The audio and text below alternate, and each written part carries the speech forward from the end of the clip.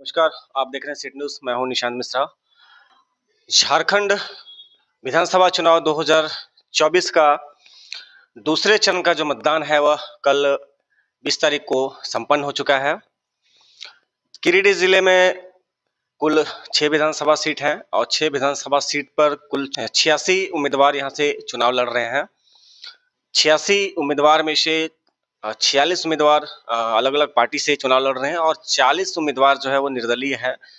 और इसी के साथ ही कल दूसरे चरण का मतदान जो संपन्न हुआ, इसके साथ ही जितने भी उम्मीदवार हैं उनके किस्मत का फैसला ईवीएम में बंद हो चुका है। आगामी 23 तारीख को गिरिडीह जिले समेत झारखंड के विभिन्न विधानसभा क्षेत्रों में मतगणना है और जो भी उम्मीदवार हैं उनके किस्मत का फैसला 23 तारीख को आ जाएगा कि किस सीट से कौन जीत दर्ज कर रहे हैं और झारखंड में किसकी सरकार बन रही है। हम विश्लेषण करेंगे कि गिरिडीह जिले के किन किन सीटों पर किनकी बढ़त कल के मतदान के आंकड़े के बाद किनको बढ़त मिलता दिख रहा है और गिरिडीह जिले में कौन सी पार्टी या कौन सा उम्मीदवार किस सीट पर बढ़त लेता हुआ दिख रहा है। हमारे साथ हैं उमेश बर्णवाल जी, जो राजनीतिक विश्लेषक हैं और दीपिका सेवा संस्थान नई दिल्ली के राष्ट्रीय अध्यक्ष हैं। हम इनसे जानेंगे गिरिडीह विधानसभा क्षेत्र के सभी सीटों पर हम चर्चा करेंगे, क्या रुझान रहा है इस बार और आने वाले मतगणना के दिन 23 तारीख को गिरिडीह के अलग अलग सीटों पर कौन से उम्मीदवार को बढ़त मिलती दिख रही है और कौन यहां से जीत दर्ज करेंगे। आपका स्वागत है सिटी न्यूज़ में। मेरा नाम उमेश बर्नवाल है। मैं दीपिका सेवा संस्थान का राष्ट्रीय अध्यक्ष हूँ। इसके अलावे मैं बैस युवा महासभा का संयुक्त बिहार का अध्यक्ष भी रहा हूँ और झारखंड बैस महासभा के संयोजक भी रहा हूँ। गिरिडीह में कुल 6 सीट है, उस पर कौन कौन से कैंडिडेट को बढ़त मिलती दिख रही है, किस किस पार्टी को बढ़त मिल रहा है या फिर निर्दलीय कैंडिडेट यहाँ से आगे निकल रहे हैं। आप धनबाद से शुरू करते हैं। धनबाद विधानसभा क्षेत्र में कुल 24 कैंडिडेट हैं और मुख्य रूप से देखा जाए तो धनबाद में बीजेपी, जेएमएम और राजकुमार यादव हैं, माले से हैं। तो 3 कैंडिडेट के बीच में वहां पे मुकाबला था। तो आपका क्या विश्लेषण कहता है धनबाद विधानसभा क्षेत्र के बारे में। धनबाद विधानसभा में मुख्य रूप से नंबर 1 पर बाबूलाल जी हैं, 2 नंबर पर ये हैं निजामुद्दीन और तीसरे नंबर पर राजकुमार यादव की स्थिति है। बाबूलाल जी को पूरा एज है, वो लगभग 20 से 30 हजार वोटों से चुनाव जीत सकते हैं।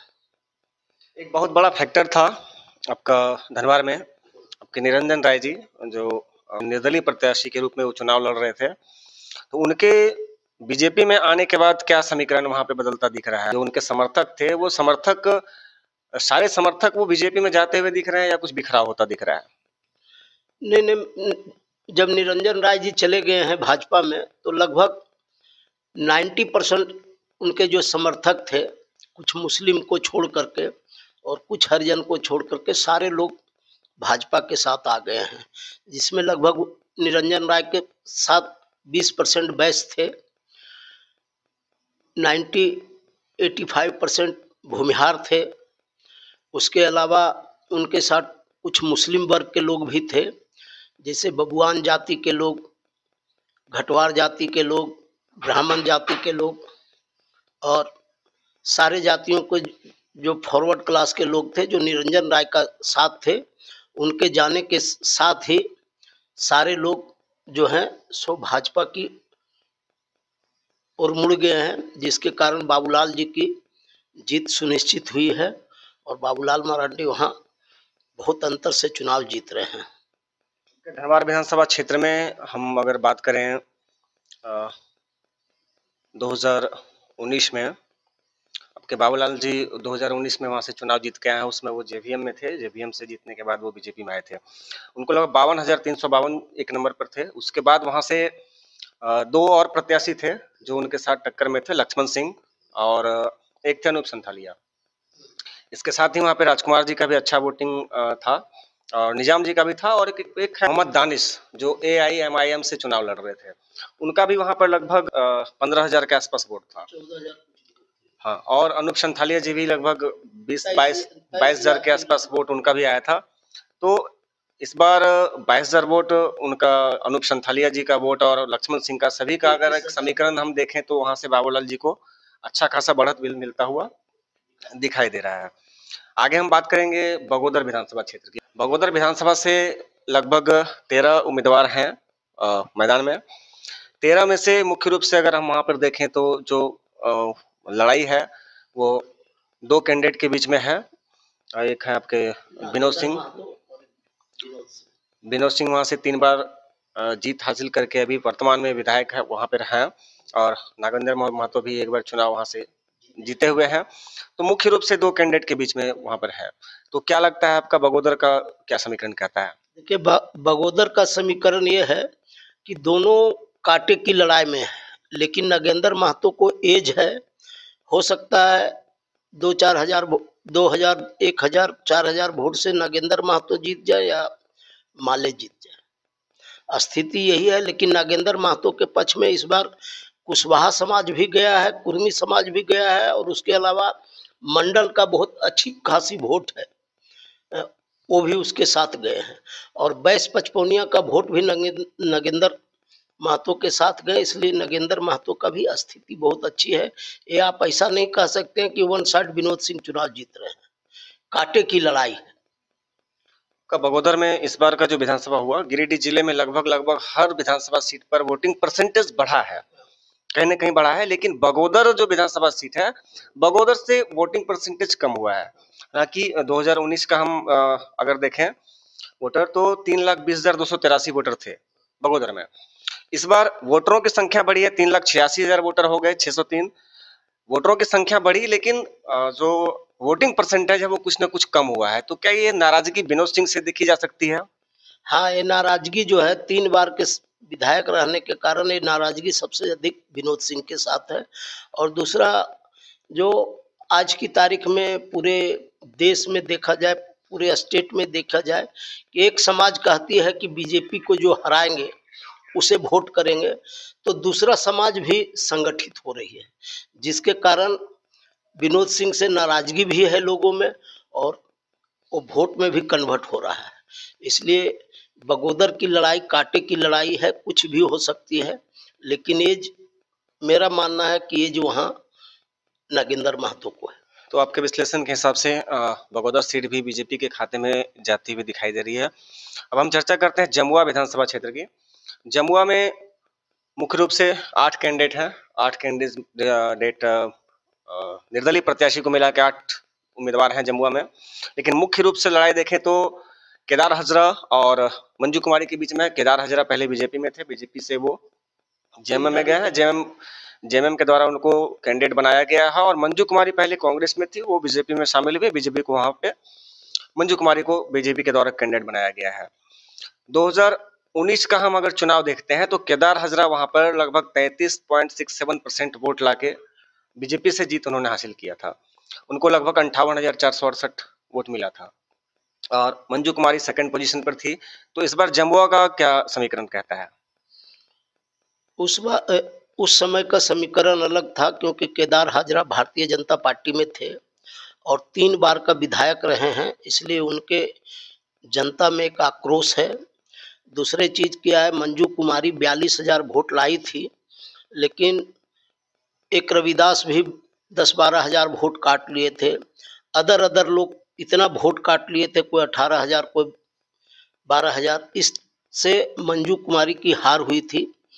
और मंजू कुमारी कोई कांग्रेसी नहीं है, मंजू कुमारी मतलब संघ से जुड़े हुए परिवार से आती है। उनके फादर 2 बार जमुआ विधानसभा में विधायक रहे, माननीय शुक्र रविदास जी, और वो शुक्र रविदास जी की बेटी थी है, और जो उनको टिकट नहीं दिया भारतीय जनता पार्टी, इसलिए वो चली गई थी कांग्रेस में। लेकिन पुनः भारतीय जनता पार्टी ने महसूस किया कि मंजू कुमारी की जरूरत है पार्टी को, और पार्टी में मंजू कुमारी आई, और मंजू कुमारी बड़ी शक्ति के साथ चुनाव लड़ रही है। और मुझे ऐसा लगता है कि मंजू कुमारी कम से कम 15 से 20 हजार वोट से जमुआ विधानसभा से चुनाव जीतेगी।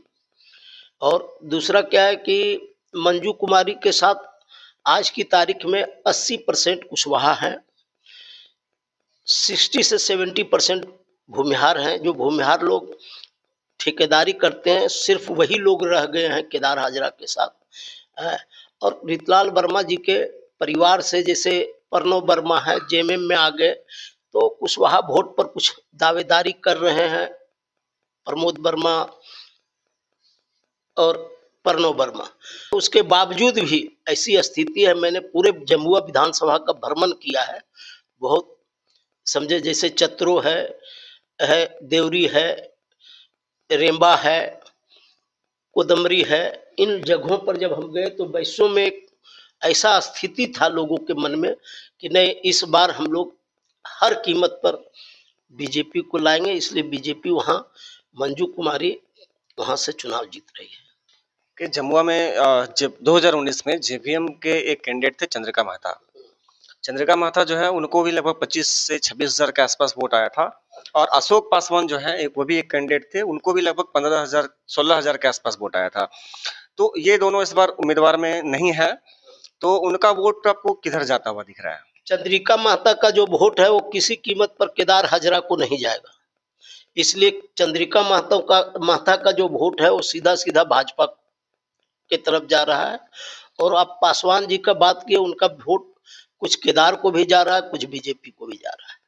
कुल मिला के वहां पर मंजू कुमारी, दोनों तरफ से जेवीएम का वोट भी आपको बीजेपी को आ रहा है, और उनका जो अपना व्यक्तिगत वोट है वो भी बीजेपी को आ रहा है। तो जमुआ सीट से भी यहाँ मंजू कुमारी मजबूत स्थिति में दिखाई दे रही है, और बीजेपी भी वहाँ गिरिडीह जिले में जमुआ सीट भी बीजेपी के खाते में जाता हुआ दिख रहा है। गांडे विधानसभा क्षेत्र की हम बात करते हैं। गांडे विधानसभा क्षेत्र में भी मुख्य रूप से दो लोगों के बीच वहां पर लड़ाई है। हालांकि वहां पे अर्जुन बैठा भी लगातार अपना प्रयास करते रहे हैं, वो भी मैदान में है, अर्जुन बैठा इस बार भी मैदान में है।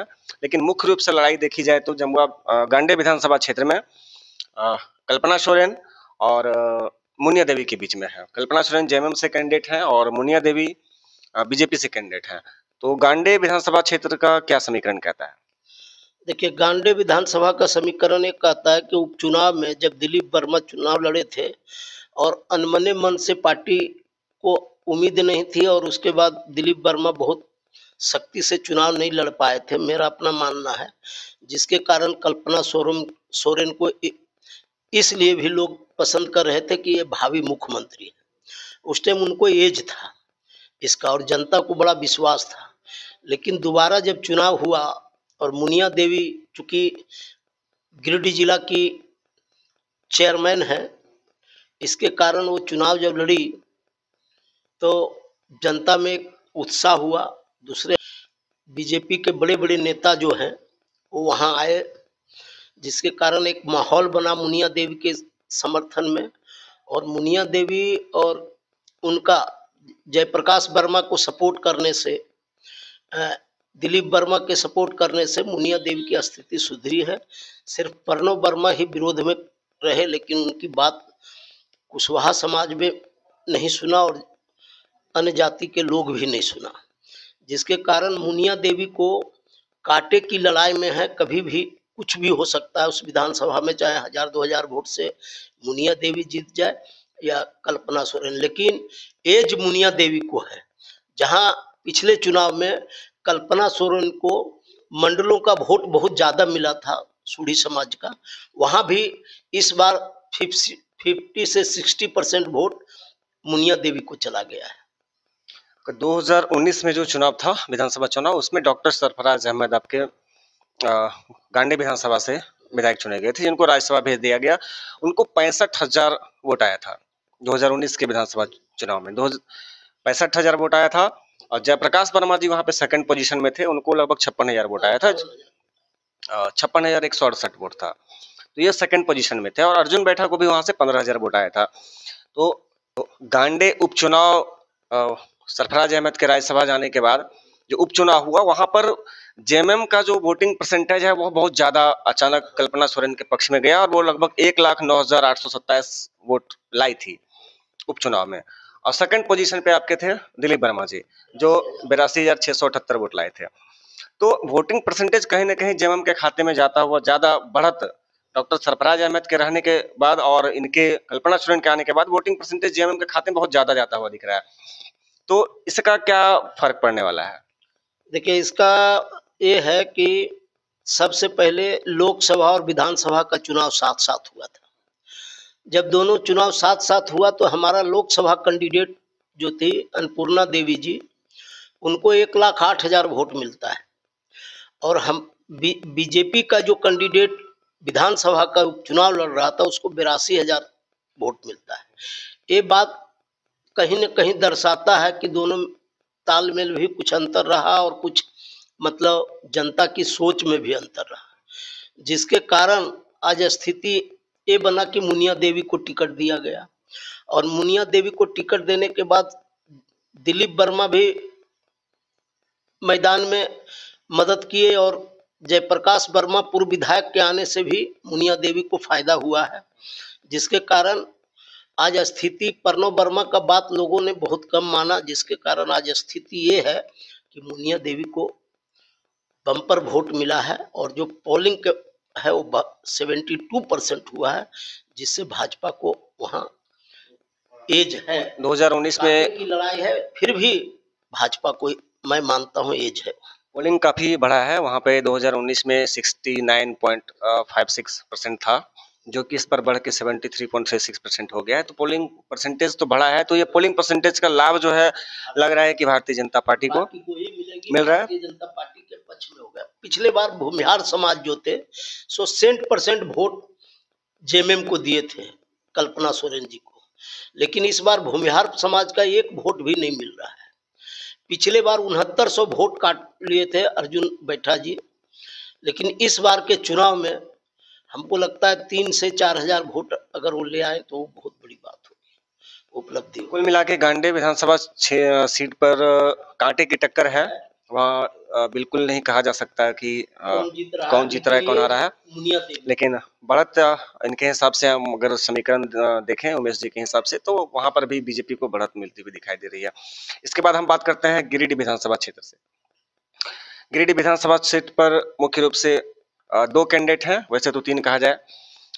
एक है आपके वर्तमान विधायक सुदीप कुमार जी, और दूसरे हैं आपके बीजेपी से हैं निर्भय शाहबादी, और एक कैंडिडेट काफी जाने माने चेहरे हैं आपके नवीन चौरसिया जी। तो ये मुख्य रूप से गिरिडीह में 3 लोगों के बीच लड़ाई है, और पिछले विधानसभा 2019 में सुदीप सोनू काफी अच्छे मतों से जीत कर आए थे। तो गिरिडीह का समीकरण क्या कहता है आपका? देखिए, गिरिडीह का समीकरण ये कहता है कि पिछले चुनाव में निर्भय शाहबादी जी के खिलाफ पूरा पचम्बा का बैच जो था, मारवाड़ी समाज जो था, कोई एक वोट नहीं दिया था, लेकिन वो सारे इस बार एक होकर के निर्भय शाहबादी को वोट किए।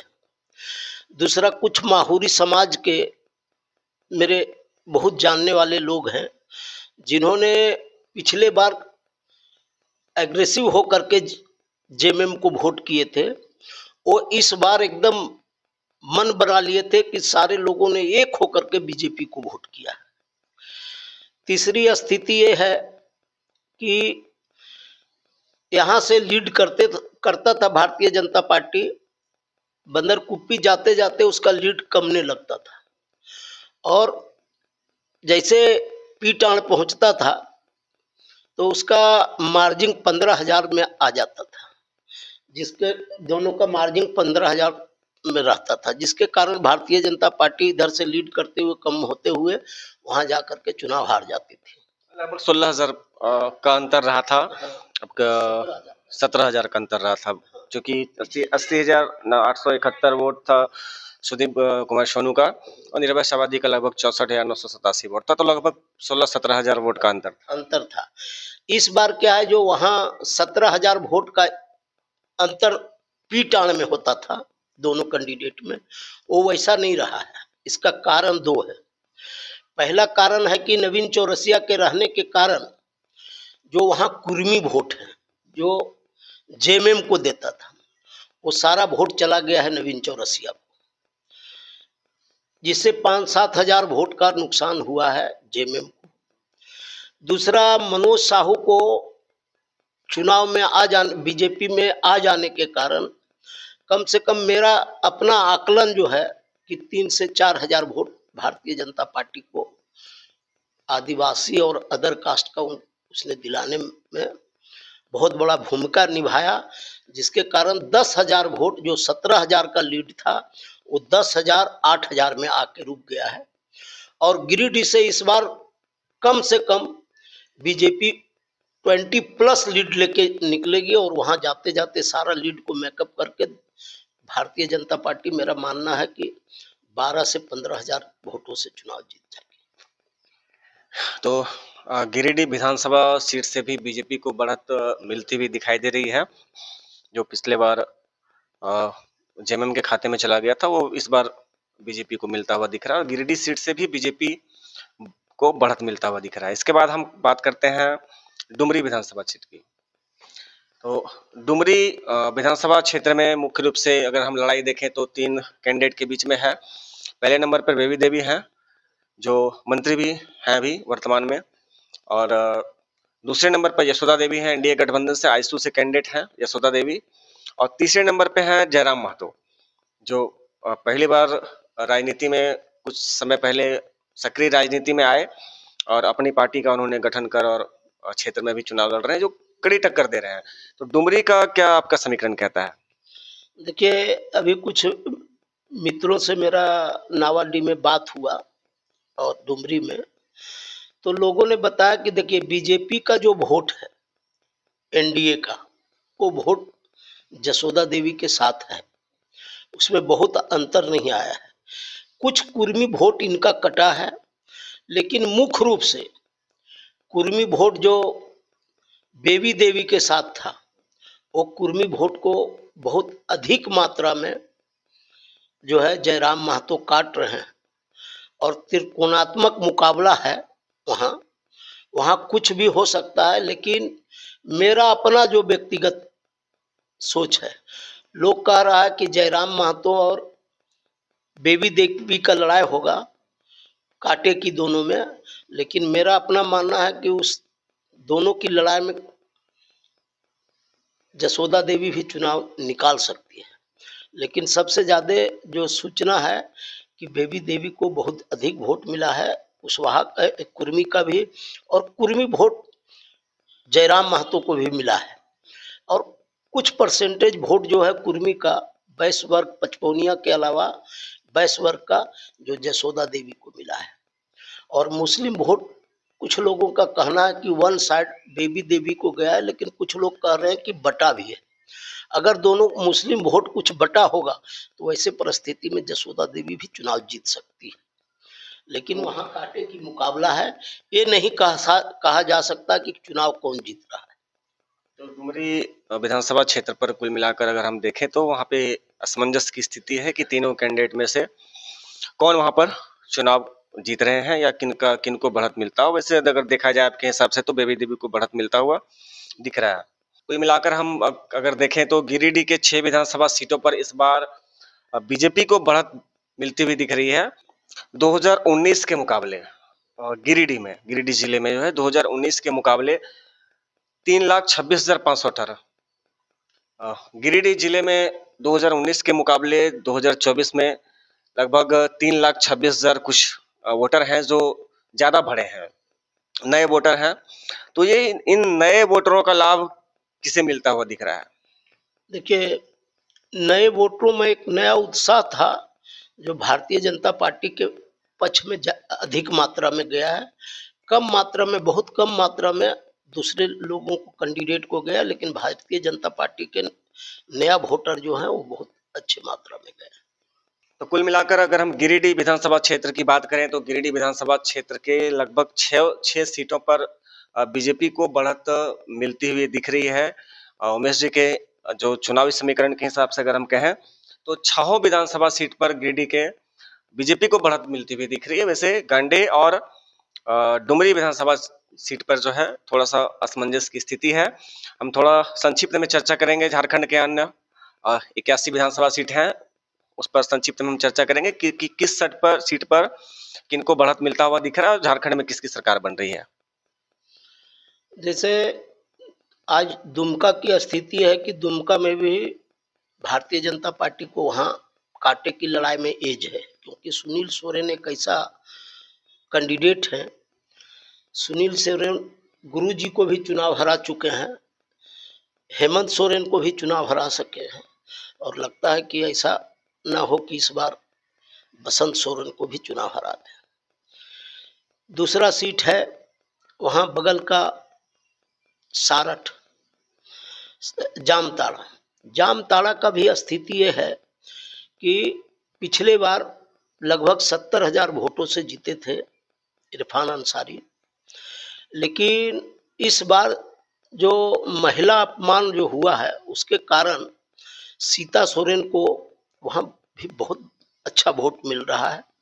आदिवासी भी 60-70% तक सीता सोरेन को वोट कर रहे हैं, और जो कल तक एक वर्ग था जो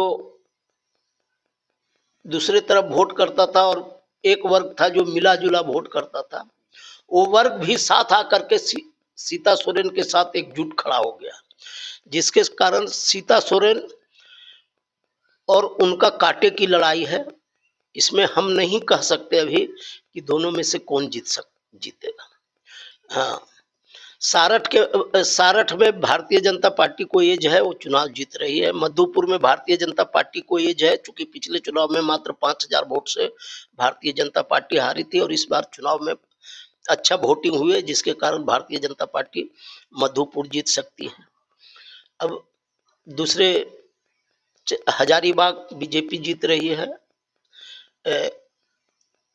बरकट्ठा में कांटे की लड़ाई है, कोडरमा में कांटे की लड़ाई है, और ये क्या बोलते हैं बरही बीजेपी जीत रही है। बड़का गांव, सिमरिया, चतरा भारतीय जनता पार्टी जीत रही है। इस तरह से काशी कोल्हान में 6 से 7 सीट भारतीय जनता पार्टी जीत रही है। पलामू प्रमंडल में बीजेपी 5 सीट से नीचे नहीं रहेगी।